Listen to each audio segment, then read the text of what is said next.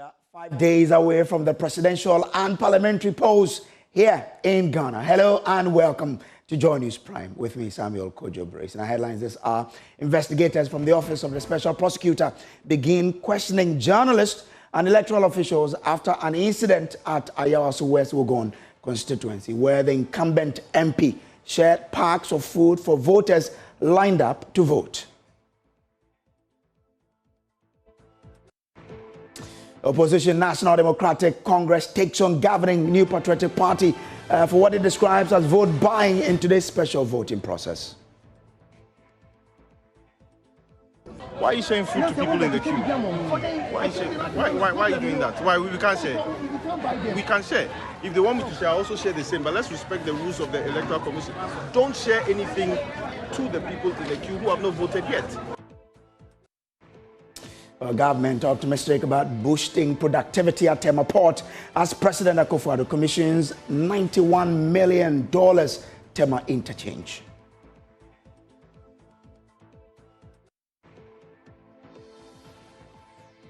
All these and many more coming up in this Joy News. We are a home of independent, fearless, and credible journalism. Please, thank you for choosing us. Please stay tuned.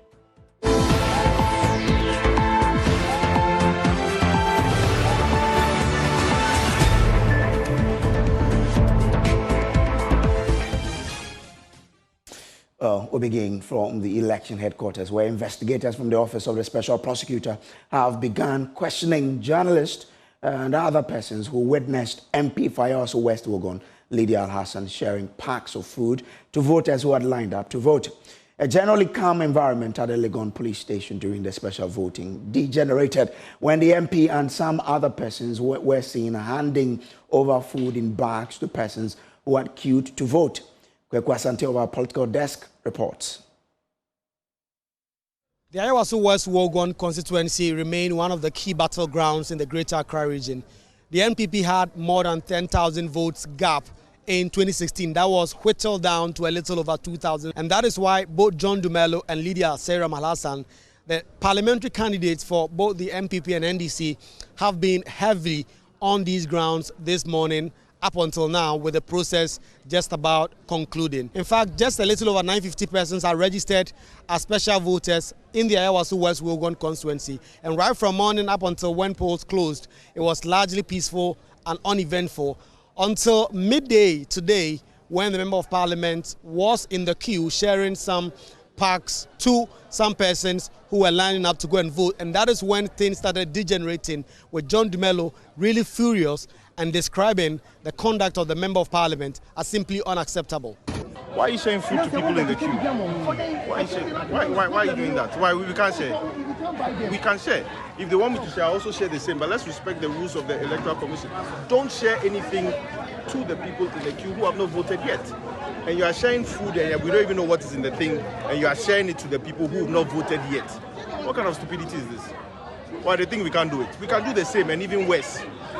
They shouldn't even try us. I wasn't here.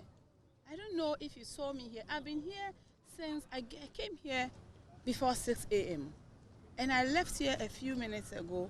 I don't even know what you're talking about.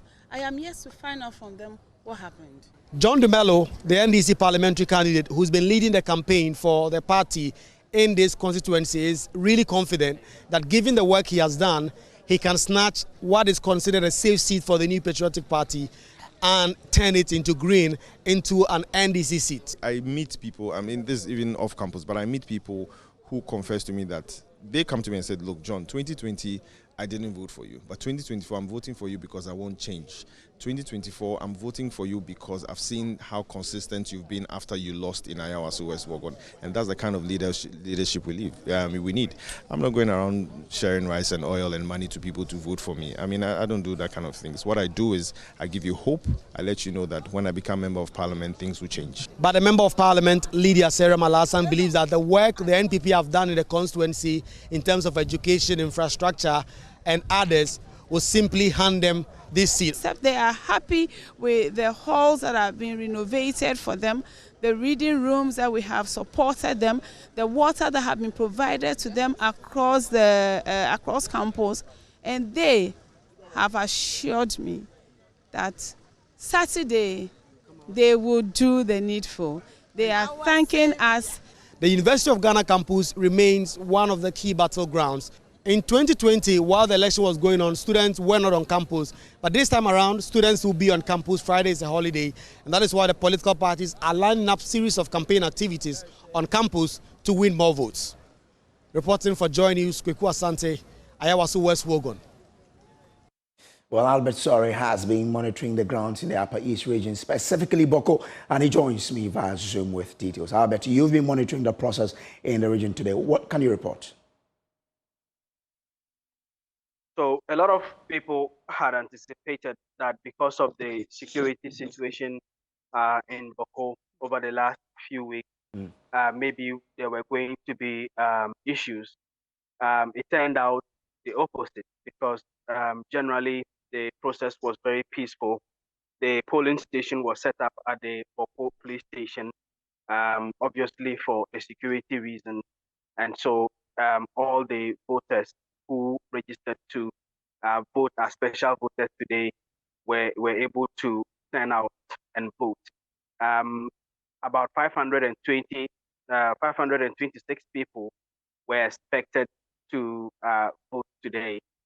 We are told at the close of polls, 405 of them were able to come and go through the process successfully, representing about 77% of the total voters expected. We didn't record any incident. This afternoon, we were able to talk to the presiding officer for Aasu Central, Mustafa Kasim, who told us how peaceful the process had been. The voting is going on so far, so good. There's no issue. We have not recorded any challenges. The device too has not disappointed us. Since morning, we have not recorded any manual verification. It's fingerprint verification. So far, so good. The work is going on. We have 304 voters who have casted their voters successfully. So I think there is no problem. So special voting will close at 5, but will not be counted today. To be counted on the general election day. So 5 o'clock, returning officers and the agents will meet at the collation center and they will count those ones. Okay. On no account will you open a ballot. Even this one, we are not supposed to even open it unless the general election day. Well, Albert, we heard of some gunshots in Bawku in the morning. How did that impact the elections there? Yeah, so some of the residents reported they had heard gunshots at dawn today up to about 6 a.m. But most of the residents in Bawku will tell you that hearing gunshots in the atmosphere has become normal for them. So it didn't affect the process at all. In fact, we did talk to the Upper East Regional Police Commander, DCOP Raymond Adufiam, who was also making rounds at the time. And he told us how peaceful Bawku had been. And he also indicated that they are discussing with the political parties and the parliamentary candidates to see how this same peaceful nature can be maintained on the election day proper. You can see within the town that it's calm and people moving freely to come and exercise their franchise on this special day. We are going to maintain this momentum, and going forward, we are meeting all the parliamentary candidates in Bolga to ensure that we all agree to talk to our people and to allow people to come and exercise their franchise. We are also engaging the communities, and we want you, the media, to also give us information on anything in the field that you suspect can create a problem. But for now, I think the people are listening to our appeal to them to ensure peace during this particular. And from the Upper West region, Rafiq Salam reports that despite the peaceful nature of the polls, the NDC raised concern over the number of persons verified by the biometric verification device. Out of a total of 967 persons who filed their names to take part in the special voting in the one municipality of the Ayawaso region. 827 of them were able to exercise their franchise in the 2 polling centers at the Aasu Court.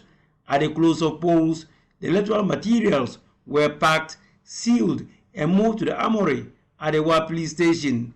Returning officer for the Aasu Central constituency, Dr. Joseph Wolifan, who doubles as the presiding officer for Aasu Court A polling station, noted that the high percentage turnout at the election was encouraging, as nothing untoward took place during the voting process. So at the end of the polls, we recorded 410 people who turned up. And then out of the 410, we only had 2 manual verification. And then the percentage, when we were trying to calculate between the two, we have about 85% turnout. That is 85.42. And I think it's very encouraging. Both the NDC and the MPP party agents agreed Hukula and Senka with the presiding officer. The NDC, however, has some concern regarding the number of persons verified by the biometric machine device. With the number of ballots issued, we had 411. That's ballot papers issued to voters. Then verification, machine verified 410, meaning there is one difference. One paper issued that is not accounted for. And we have raised it. The EC officials assured us that on the 7th of December, by the close of polls, when we start doing the collation, the box will be opened for auditing. And so I think we are okay with that. We understand the process, and we'll take it up on that day. His opposite number in the MPP, however, thinks it is much ado about nothing. If you look at it very well, there's something we say that de minimis non cura lex. This is trivial, considering the number of people who have come out to vote and considering what they are talking about, that one run short. We are human beings and the machines are not perfect. Reporting for Joy News, Rafik Salam. Wow. Well, let's come back to Accra, where some voters were turned away from the 2 Korle Klottey centers. And James Aveji reports. It's exactly 5 p.m. here at the Korle Klottey Special Voting Center, and this is Voting Center A. As you can see at the background, electoral officers as well as security persons and party agents are packing the electoral materials. A total of 1,219 voters were expected to cast their vote, and 1,047 out of that have been able to cast their vote. There were some incidents of people being turned away because they could not find their names in the voter list. Personally, I counted about 9 people, 1 journalist as well as security officers. One of them traveled all the way from Nsawam here to cast her vote, but couldn't find her name on the voter list.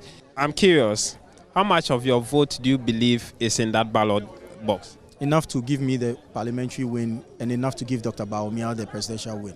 Our agents have been there observing everything, and hopefully we will have a very smooth running of the 7th December election as well, where ultimately these results will be, these ballot papers will be added on the day so we know what the outcome is.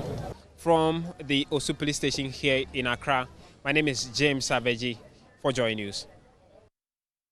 We head to the Ododo constituency, where out of 530 registered voters, 436 individuals cast their ballots. Collins Frimpong reports. 530 voters were expected to cast their votes at Jamestown polling station in the Ododo constituency. At the end of the polls, 436 were able to vote. The election was largely peaceful in the Ododo constituency. 3 voters wanted to take part in the special voting, but their names were not found. This is according to the district electoral officer, Emmanuel Ochre. He noted their names were not found in the register because they did not register to take part in the special voting. The parliamentary candidates for the Ododo constituency expressed confidence in clinching the parliamentary seat. This seat doesn't belong to the NDC anymore. I've said it and I'll say it again. Where they themselves, they know they are getting their votes. they know they are not getting voted. NDC regional chairman Emmanuel Ashi Moore believed the party is going to win the general elections. So we are satisfied with the process, and I can assure you that whatever vote cast here, NDC will get, both presidential and parliamentary, will get between 54 and 56%. Reporting for Joy News, Collins Frimpong, Ododudu constituency.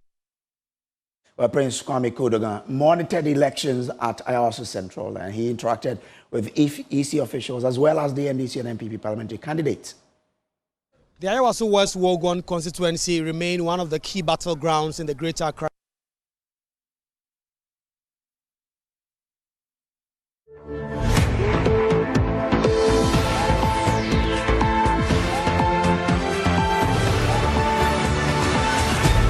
Line here is this. Today, as we start today, I'm at 0. The opponent is at 0. So we'll see who gets to 50 plus 1% first. Central Ayawaso, as you know, has always been a close race. There has never been any dominant election, but they've always found a way to get to the 50 plus 1 before us. But this year, I believe, by God's grace, we will get to the 50 plus 1 before they do. You'll be here on the 7th December. And if he's a man, he shouldn't create any violence. Let the elections go on. And when they count, by the grace of God that I serve, you'll see the difference. Almighty God is in heaven. I said these elections, I won already. The exercise so far has been smooth. In fact, there was a cordial relationship between the agents. They understand each other as we go along. So that actually helped the process. So we were able to end it successfully. What about the turnout? What percentage of turnout did you see here today?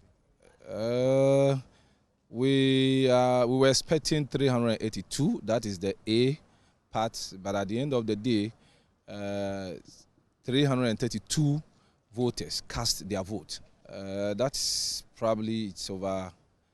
Yes, over 80%. Yes. This is still Joy News Prime. We'll take a break here. I'll be back with more. Please don't go away.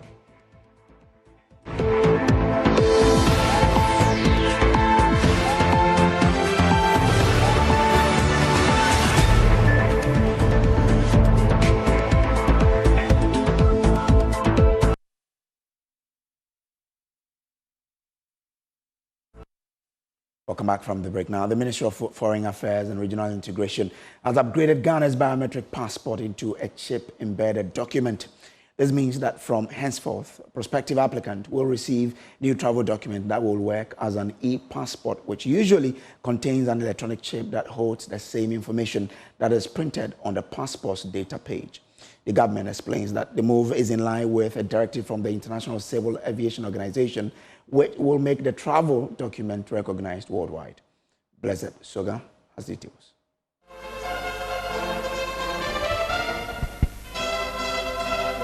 A prototype of the new chip-embedded Ghanaian passport, this sample of the booklet, being showcased by President Akufo-Addo today, will become the new travel document, an upgrade from the previous biometric booklets. According to Ghana's Minister for Foreign Affairs and Regional Integration, Shirley Ayokobotwe, the chip-embedded passports will position the country against identity theft, document tampering, and unauthorized access. Pursuant to the provisions of paragraph 1 of the Passports and Travel Certificates Act 1967, NLCD 155, my ministry started the chip-embedded passport project 8 years ago. Through a build, operate, and transfer BOT arrangement, this ministry partnered with Biometric Travel Solutions Limited, a private Ghanaian firm, to undertake this project, which is aimed at bringing our passports into strict compliance with the International Civil Aviation Organization's regulations. I'm confident that the introduction of this state-of-the-art chip-embedded passport positions us against identity theft, document tampering, and unauthorized access. The migration from the current biometric passports onto this new chip-embedded passport would be undertaken progressively and is expected to be fully operational before the end of the year. So sometime this month, the chip-embedded passports will be available to all Ghanaians. Ghana's President Nana Addo Dankwa Akufo-Addo also believes the passport pledges to protect the identity and dignity of every Ghanaian. Today, with the e-passport, we take a giant step forward. This is not just about catching up with the rest of the world. It is about leading with innovation, putting Ghana on the path as a nation, on the map as a nation committed to excellence and making life easier for every Ghanaian. The launch of the chip-embedded Ghana passport is not the end of the journey. It is the beginning of a new chapter. It symbolizes our aspiration for a modern, inclusive, and globally respected Ghana. Pursuant to the provisions of paragraph 1 of the Passports and Travel Certificates Act 1967, the chip-embedded passports initiated in 2016 will be rolled out through a build, operate, and transfer arrangement, bringing the country's passports into strict compliance with the International Civil Aviation Organization's regulations. Blessed Ogan's report for Joy News, Accra International Conference Center. Well, the second phase of the TEMA motorway interchange has been duly commissioned by President Akufo-Addo this afternoon. The project includes a third-tier flyover spanning approximately 1.8 kilometers, connecting TEMA Community 9 to the Ashaiman Timber Market, along with additional viaduct designed to ease traffic congestion and boost productivity. Funded by the Japanese government at a total cost of $91 million, the project is aimed at making the TEMA port more competitive by easing traffic congestion in the port city. Speaking at the commissioning, President Akufo-Addo said the project is a testament to his administration's unwavering commitment to decentralizing economic opportunities for Ghanaians across the country. Carlos Kaloni has more. Constructed at a total cost of $91 million through a Japanese grant, the state-of-the-art TEMA motorway interchange is set to alleviate decades-long traffic congestion, enhance the competitiveness of the TEMA port, and significantly improve travel times. Highlighting the key features of this particular project, Road Minister Francis Asenso-Boakye revealed that due to the interchange's proximity to the sea, high-grade marine steel was actually used to ensure a lifespan of 70 years. He noted that the project will not only enhance the clearance of goods from the TEMA port, but also significantly reduce travel time across the ECOWAS sub-region. The completed bridge is a 3-span continuous steel structure with a total length of 142 meters, supported by 5-meter diameter caisson piles that are 50 meters deep. Given the proximity of the bridge location to the sea, special marine steel of a higher grade was used for construction. JICA Country Director Suzuki Momoko highlighted Japan's strong commitment to Ghana's development, noting that the Japanese government contributed a substantial amount of $91 million grant to the completion of the very project you see behind me. This project has employed so far 165,993 workers during the period of construction and provided capacity building to the locals. Both the TEMA Phase 1 and Phase 2 project design and construction costs brings to the total grant amount of 10 billion and 24 million Japanese yen, equivalent to about $91 million US. Commissioning the $91 million project, President Akufo-Addo praised the Japanese government for its support of Ghana's developmental agenda. The commission of this interchange is part of a deliberate strategy to decentralize economic opportunities and ensure equitable development across the nation. From the Bawku interchange, the largest in West Africa, to the Tamale interchange, the first of its kind in northern Ghana, we have worked tirelessly to open up our country, reduce disparities, and empower communities. Finally, I urge all motorists to exercise caution, observe road safety regulations, and prioritize the safety of all road users. This is Joy News Prime. We'll take a break here. We will be back with more. Please do stay.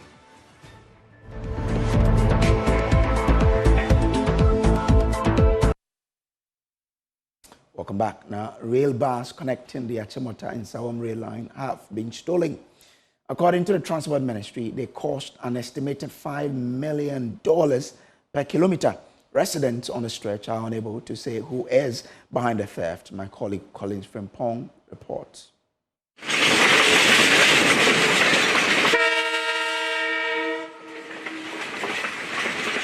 The 46-kilometer stretch was originally intended to be the link between the Greater Accra and Eastern regions for the movement of people and goods, but has been stripped off its tracks by unidentified individuals despite a caution from the authorities. Now, government has to cough up approximately $5 million per a kilometer, which according to the Deputy Railways Minister, Kweku Asante-Boateng, is the cost. When I arrived at the scene, these residents volunteered to share accounts of encounters with men they suspect to be behind the theft. We slept overnight and we saw them removing it from sources. Even we, the community leaders, went and stopped them that we don't know anybody. We don't have any information, so we'll not stop. But it's like there was an authority from above that we should allow them. So the following day when they were coming, they came with police officers and they removed all the railway lines, including even the wood. It's almost 2 months now, yeah. But they came in batch and batch. The first batch came in, one Alaji came in around 1 a.m., started taking, there was a crane, a full metal of like that crane, no. So they came and took that one first. So the boys over here sidelined the guy, and then they said they will not allow him, or they will not allow them to take off the crane. In another week or two, another badging came in. They also came in the same story. So over here, there's been like 4 squads. 4 different groups. 4 different groups. And they are all northerners. They came in and they took away. You made mention earlier on the fact that they come here around 1 a.m. So they come here at 1 a.m. to remove them. 1 a.m. to remove the metal. But the last one that came in, they came in like early morning, and around 6:37, with the mass of the operators, the one with the gas. They cut off the line. Charlie, they were about almost 20-30 gas men. That one, they brought the light. The 110-year-old Achimota and Sawam railway line was originally renovated under President Akufo-Addo. But what you see now is only metal containers, wooden crates, sand and stones. Fifi, who identifies himself as the youth leader, alleges that some powerful hands could be behind the act. And we approached them to ask them where are they sending the rail line. They asked us, they were sent from Flagstaff House. So we asked them, where are the documents that shows that they were sent from there? And they show us documents with the written on it, Office of the President. This is sad, and whoever is behind this, in fact, must be apprehended for us to deal with the person, because you cannot ransack the state's property in this manner. We'll take a break. We'll be back with Showbiz. Please do stay.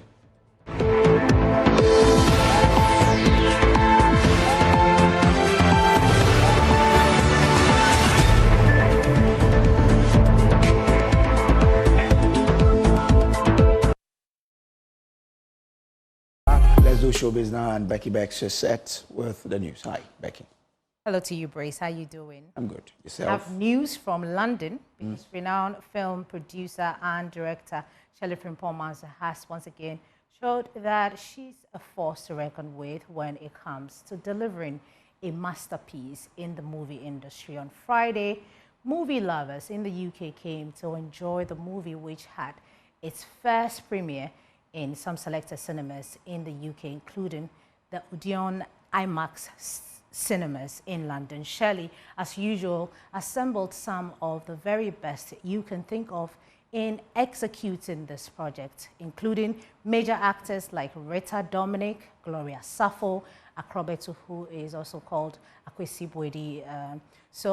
Speaking at the premiere, Shirley Frimpong emphasized on the need to continue pushing for quality and brilliant stories that will impact society in many ways.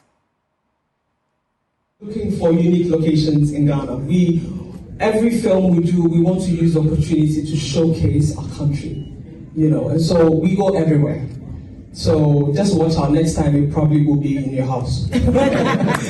So yeah, we wanted a scenic, location, and I also wanted a place where, I could take the entire cast and we would forget home for a bit and just concentrate on our work. So the water, the place, it was lovely. We really had fun. Yes. So yeah. When it comes to the new faces, I've always, it's been something with me. I feel like, yes, we do have our actors, the popular ones, but they also started from somewhere. And for us to keep the boat rolling, yes, and to keep the industry alive, we need to continue to pump new blood into it. So really, this project started off with me trying to find new actors, and I just opened the floor. I said, if you're good enough and you think you can do it, just come in, audition, and they came in and did it. And I have to say, the performances are just breathtaking. So this is the first premiere. It will be premiered back home here in Ghana, hopefully after the election. So it's 5 days to election race, and this is your election headquarters. This evening, we're trying to get movie lovers, essentially celebrities, if you love one celebrity or the other, this is the chance to find out which political party they are endorsing or they've been endorsing. So on the NDC side, Brace, that's Kofi Oshiri Darko KOD. We have John Dumelo. He's a candidate himself, a parliamentary candidate. Yeah, Fred Nyama, who wanted to take his place. Yeah. But, well, they had a conversation and now it has been Abeku solved. Santana, Kafui Danku. Beautiful Kafui Danku. Nasi, who had that beautiful record that everybody has been dancing to. DKB recently joined. He's currently in the U.S. I don't know whether he'll be back to I guess to vote. I guess. Mr. Beautiful, he's been there for some time. Yeah, and Rex Oman has been there for some time. When you move down to the MPP, we have Dana Samoa has been there. Yeah, for a long time. Ejako has been there for Prince a long David time. Osei. Osei, very vocal on social media.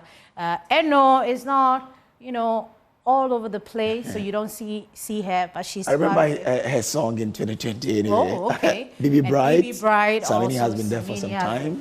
Brother Sami recently. Oh, Prior Tetia. We have Prior Tetia also. So these are your favorite celebrities endorsing one political party or the other. It's 5 days to election. Yes, we have a video of the day for you.